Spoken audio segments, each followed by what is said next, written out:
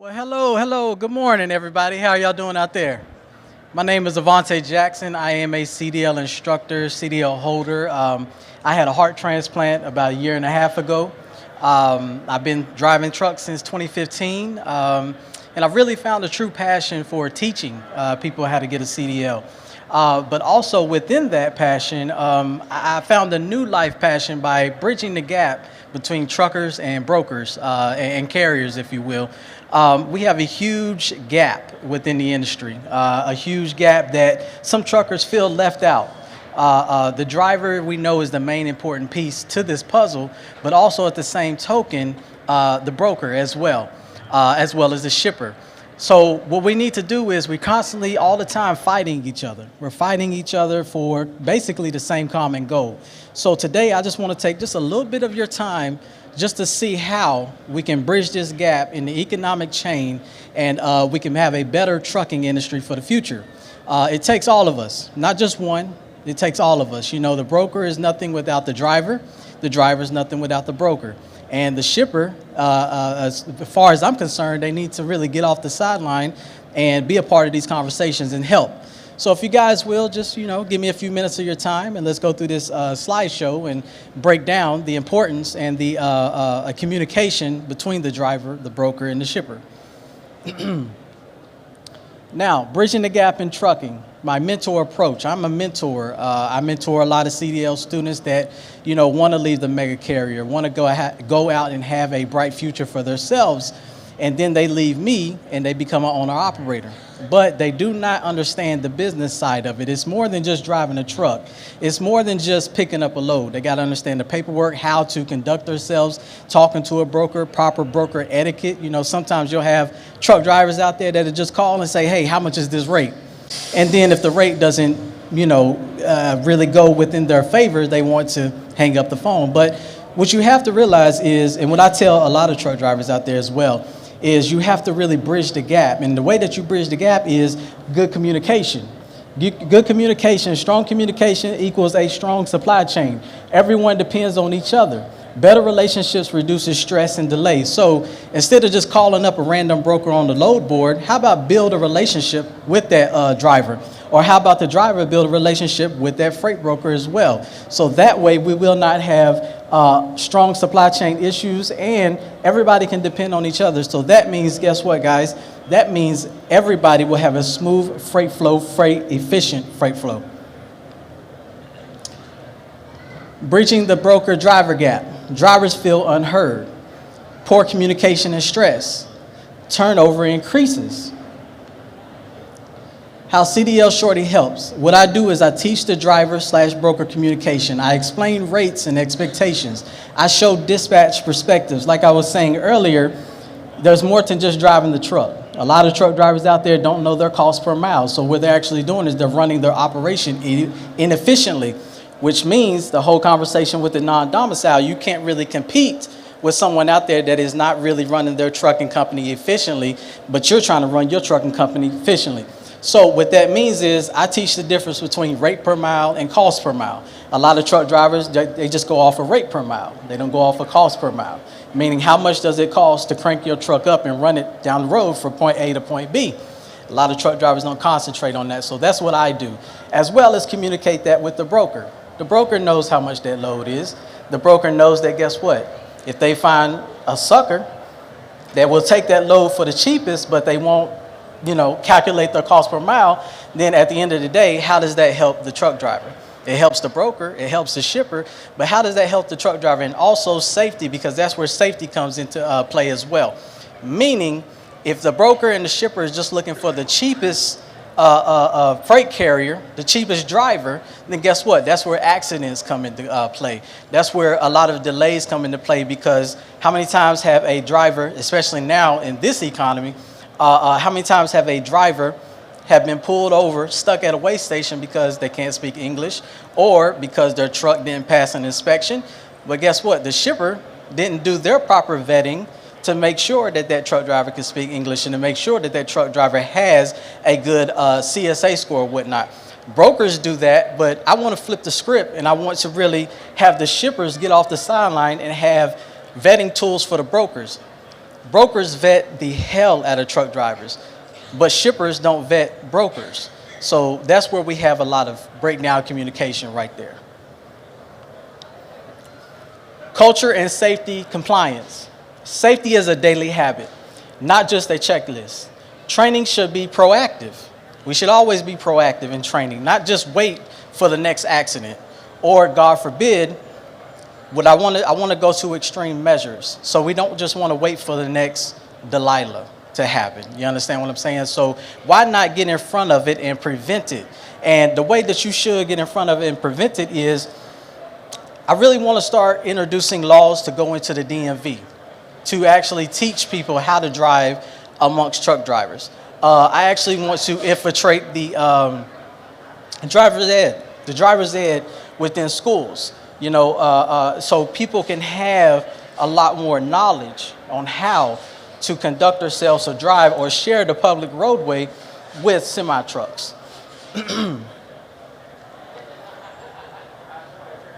How CDL Shorty builds safety, hazardous awareness, trip planning, maintenance basics, and CSA as a coaching tool.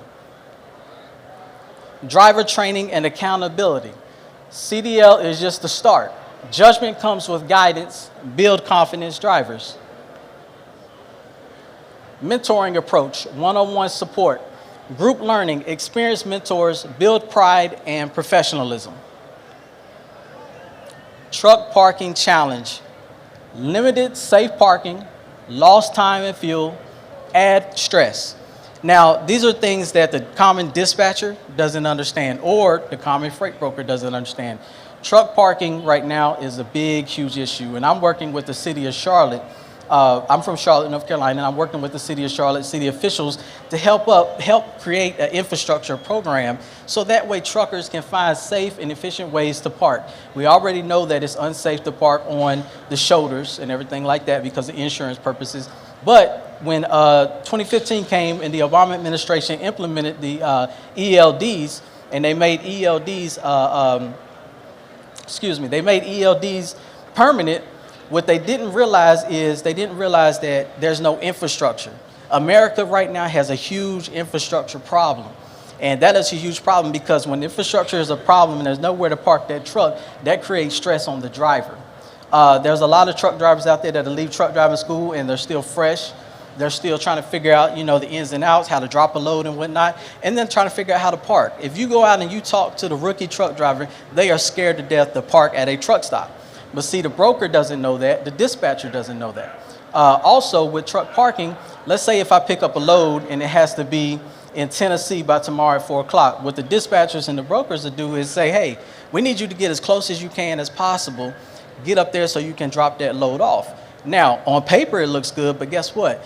Mr. and Mrs. Dispatcher, Mr. and Mrs. Broker, you guys go home every single day at 4 or 5 o'clock. We don't. So what I need to do is, for me, to find some good parking, find somewhere to eat at, take a good shower and get some good rest, and then I'll wake up in the morning, and what I'll do is I'll drop that load off in the morning. Still on time, but I'll drop that load off in the morning. So what I want to do is challenge all brokers and dispatchers to really, put yourself in the truck driver's shoes, as well as the truck driver put themselves in your shoes as well. And this is how we all can become better at what we do. Parking strategies. Plan stops early. Use apps and routing. Practice truck stop etiquette. Work with shippers. Technology that supports drivers. Should simplify the job, not micromanaging drivers. Support communication as always. Use technology rights. E-logs made simple, smarter GPS uses, better dispatch and communication. What drivers want to understood.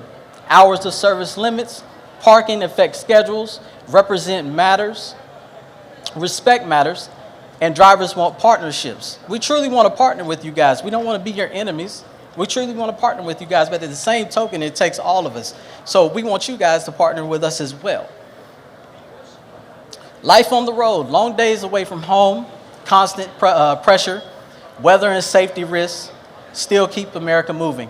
Now I want to emphasize weather and safety risks. So how many of you guys see a huge pile up, huge crashes in the wintertime?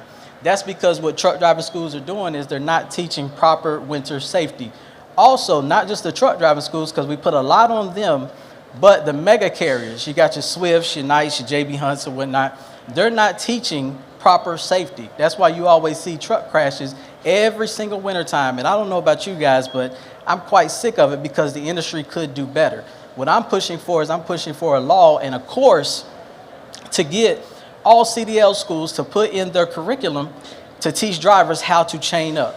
If we really care about public safety, we can't keep having these conversations about the Delilah law or non-domicile this and non-domicile that, but we're not really getting down to the nit and gritty about safety. You know, one thing I realized with this whole conversation about safety is how safe are truck driving schools? Not just the CDL mills. Everybody wants you to concentrate on CDL mills, but the American Standardized Truck Driving School, how safe? For those of you guys that don't know, I'll give you a little bit of an example. The average truck driving school here in America that's accredited by state, they charge the student between $5,000 to $10,000 to teach them the bare minimum. The bare minimum. They don't know how to talk to brokers. They don't know what a rate con look like. They don't know how to chain up. They just know how to do a pre-trip, minimum pre-trip. They know how to do a straight line of offset in a alley dock backing, and then they know how to drive a little bit on the road, and then they get their CDL within 4 to 5 weeks. But we want to talk about the conversation of safety. Now, to me, that system is broken. But in the same token, we can fix it. But the way that we can fix it is we need your help. Can't do this alone. Call to action. Listen to drivers. I beg you guys, listen to your drivers out there. Listen to your drivers out there. We want to work with you, not against you. Improve communication. Support training and safety. It builds better systems. My closing message: communication builds trust, safety builds professionalism, and mentorship builds stronger drivers. So the message I want you guys to leave with today is, how can you help the average truck driver become better at what they do, and how can they help you guys become better at what you guys do? This is a team effort. It's time for truckers and brokers and carriers to stop pointing the finger at each other and really get down to the bottom solution and let each other know that, wait, we care about you guys care about us. Put yourself in our shoes, we're gonna put ourselves in your shoes, and we're not gonna just keep pointing the finger going forward. We're gonna actually bridge this gap. So like I said, guys, I thank you for your time. My name is Avante Jackson, CDL Shorty. Thank you, guys. I got a question in the back. Yes, sir. I can't, can somebody get in my mic, please? I can't quite hear you.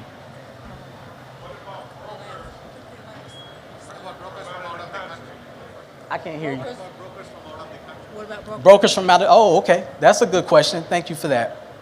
So brokers out of the country, right now, that's one of the things about Corker, the Corker law, and actually the Delilah law is trying to crack down on these brokers out the country, because we can't say that, guess what, we got truck drivers that are not from this country, but we still have brokers operating from outside this country, which means that they still don't know the cost of living here in America, because their cost of living overseas might be quite different. Also, it is a huge language barrier as well. So, which creates freight fraud. So that's a good question. So I'm not for it. I want to crack down on it. I really do. But like I said, once again, we need your help. We need you to reach out to your local and state government representative, and let's get on the board and let's do something about it. Any other questions out there? Well, thank you guys for your time. And this is how you can stay connected with me. This is how you can reach out to me. I'm here for you guys. Oh, one more question. Yes, ma'am.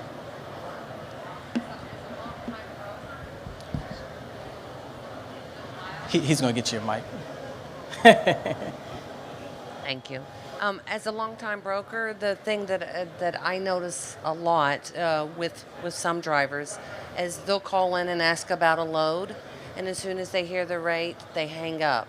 Yes. Now, had the driver just talked to me and maybe negotiate with me, 9 times out of 10, we could come to an agreement. Yes, ma'am. Yes, but nowadays, it's just, I don't like that rate, click. There's no communication. Right. They just want it quick, they want their money, and that's it. You know, my goal and our company's goal is to have relationships. Yes, ma'am.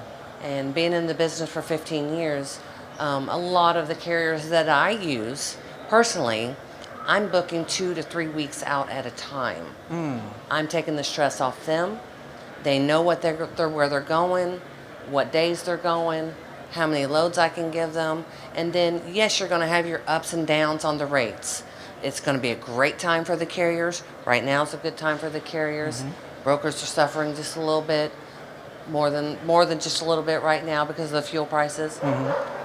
But it is going to even out for everyone within that year. Yes, ma'am. 1 month is going to be bad for us. It's going to be great for you guys. So I think just the communication is the key. Yes, ma'am. With drivers and brokers. Yes, ma'am. I totally agree with you. Thank you. No. I totally agree with you on that. And I'm not biased. I'm not biased at all. What I try to do is I really try to explain to a lot of drivers out there that you guys have people that you got to answer to as well. You got project managers, you got shippers, logistics coordinators, things of that. And see, what the truck driver does is we only look at it one-sided because we only see it one-sided. We always make the broker to be the enemy. You guys don't give us the money. You bid on the rate from the shipper. So I really want to go, when we talk about communication, I really want to go deeper and further than that because the communication actually starts and ends with the shipper. That's why I said earlier, and me and Mr. Louis Pugh from OIDA, we actually agree on this, that the shippers need to get off the sideline.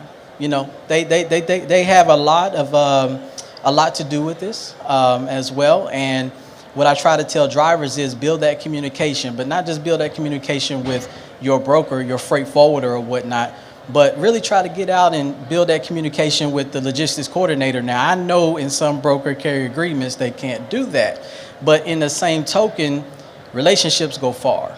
You never know who you're going to meet in this world. So I agree with that. Communication. With you being a broker, you might not agree with this, but I'm actually fighting for broker transparency because I think it will cut down on a lot of miscommunication and whatnot. Now, a lot of people like to say it could be a race to the bottom, but I would like to challenge those people to really dig deep inside themselves. And I mean, the trucking industry hasn't been great for quite some time now. So what can we do differently? How can we change this?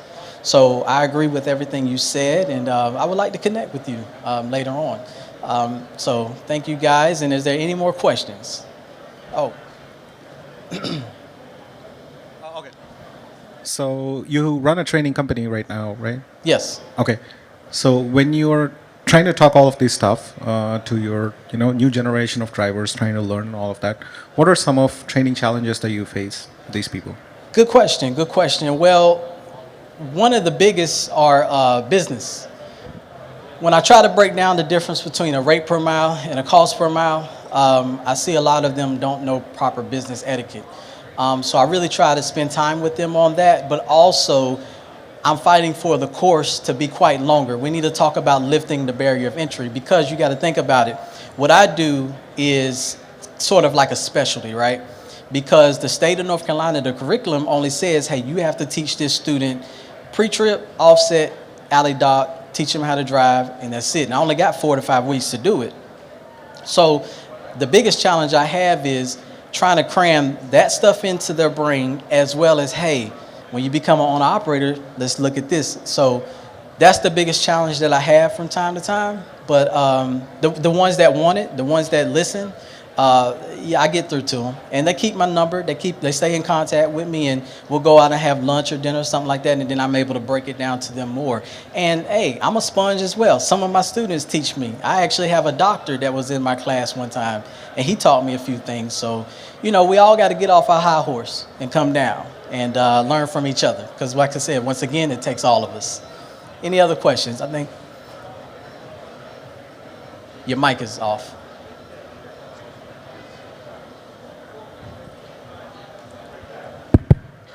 Hello. Hey. Great info, bro. I'm a 20-year veteran of the road and a freight broker, cradle to grave last couple years. And it's just a lot of disconnect. And the industry is just changing constantly. And a lot of people are just out for self. And people need to understand each other and come together and communicate. And I think it'll be, a little bit better. Well, to really elaborate on that, first of all, this guy's name is Nick. I met him on LinkedIn, but he's a specialty. He's a rarity. He was a truck driver, and he stepped over into the brokerage side. And I think that's what we might need. We might need a lot of brokers to come out and get in the truck and ride with the driver, and vice versa. We need some truck drivers to get out that truck, put on a shirt and tie, a suit and tie, collar shirt, whatever you got to do, and get in that office and learn some backhand things, some backhand tools. And like I said, we all have to learn from each other, because at the end of the day, it takes all of us. We can't continue to point the finger. We can't continue to point the finger, because pointing the finger is, look where it's got us now, at the race to the bottom, and we're actually at the bottom. So it's time for a change. It's time for a change. So I challenge all of you guys to really dig deep down inside your soul. And if you want to change this trucking industry, it all starts with you guys. It all starts with you guys. It starts with communication. It starts with the driver, the broker, freight forwarder, and the shipper. I just wanted to make a comment. Yes. My name's Nicole Ward. I'm president of African American Women Trucking Association. I'm also a fan of CDL Shorty. I follow him online, and I want to say I appreciate your advocacy. The industry can't change unless we call out those that aren't changing. And so I want to thank you for your call out. I want to thank you for supporting drivers, real professional drivers. And if we could just give CDL Shorty a hand clap just for his advocacy in this industry. Because when I tell you nobody's doing what you're doing, and we appreciate you. Keep going, brother. We're here to support you. Thank you. Thank you. I appreciate that. I'm going to tell you what someone told me. Change sometimes can be ugly, but it has to be done. So one thing that I specialize in is being the villain. I realize being the villain has its ups and its downs. But when you be the villain, you get people to really listen and pay attention to you guys. And when you come to these events and things like that, you get a lot of cupcake stuff. You get a lot of, hey, we care about the industry, we care about the drivers, but nobody's really getting down to the bottom of it and talking about the real things. There's a African-American female named Carmisha Thomas that was found dead inside of her truck in 2018. But everybody says they care about women truck drivers. But still, there's no truck stop in America that has done anything for better lighting solutions, getting HD lighting in the parking lots, better showers. You can go to your average TA right now, or Loves or Flying J, and you can find mold in your showers right now. So what kind of message is that sending to the American truck driver that, hey, when you come to these events, we love truck drivers. But you get in that truck and you get out on the road, and at the end of the day, you're tired, you're looking for a nice, clean, hot shower. You go to a shower and it's got mold in it. So not only do truckers got to deal with moldy showers, we got to deal with bad dieting, but then also we got to deal with bad brokers, freight fraud, cargo theft, and we got to deal with shippers that want to pay low and suppress the rates. Now, when we talk about pay low and suppress the rates, yeah, we need to talk about the economy, because when you do your research and everything, we've learned. When you do your research, we've learned, and we found out that, guess what? America's not producing as much as it once was. We're buying a bunch of things, but we're not producing. So also we need to talk about that and really dig deep into the economy and see what's going on as well. And there's a lot of big freight brokers out there. You got your TQLs, you got your CH Robinson that actually suppress rates as well. We need to look into stock buybacks. There are CEOs out there, big CEOs out there that are taking over 75% of the pay for doing nothing, buying back their stock. But then we talk about wage suppression with the average CDL driver. So one of the things that really got me on my mission and my path to do what I do is the average CDL driver out there makes between $8,000 to $1,000 a week. That is ridiculous. That does not send a message that, hey, you went to CDL school and spent $5,000 to $10,000, and then your first year coming out, you're only making $35,000 to $40,000. But you have your average CEO here in America that makes well over 300,000 grand. So with that being said, we really need to get down to the nitty gritty. No fluff, no anything. If we really care about truckers, let's talk about we really care about truckers. I mean, here at Matt's, thank you guys, but you have unhealthy food for truck drivers here. So when we talk about truckers, once again, do we really care, or are we just putting on a show? Anybody else got any more questions? Well, that is my time. Thank you, guys. This is how you can reach out to me. And let's make a true change. Let's make a true change.